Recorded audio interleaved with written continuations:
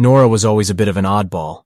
She never quite fit in with the other kids at school and struggled to make friends. But that never bothered her too much, because Nora had a secret: the lonely game. The lonely game was something she'd made up when she was little, a way to keep herself company when she was feeling down. It was a simple game, really. All Nora had to do was imagine a friend to play with. She'd picture their face, their voice, the things they would say and do. It wasn't quite like having a real friend, but it was enough to make Nora feel less alone.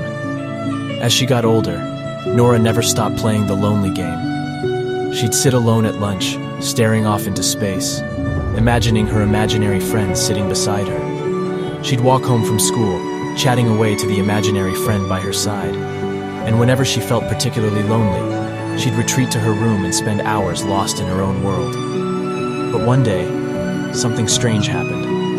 Nora was sitting in the park, playing the lonely game, when a boy from her class came up to her. His name was Alex, and Nora barely knew him. He was one of the popular kids, always surrounded by a group of friends.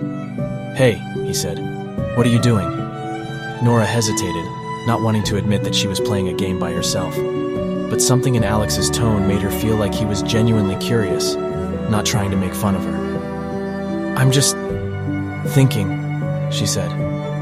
Alex sat down next to her, and for a moment Nora panicked, worried that he would think she was weird and leave. But to her surprise, he just started talking to her. They talked about everything: school, their families, their hopes and dreams. It felt like they could talk for hours and never run out of things to say. And as they talked, Nora realized something. She didn't need the lonely game anymore. She had a real friend, and it felt amazing. From that day on, Nora and Alex were inseparable. They hung out every day, playing games and exploring the city together.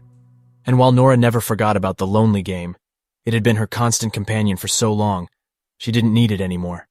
She had something even better: a real friend who understood her in a way that no imaginary friend ever could.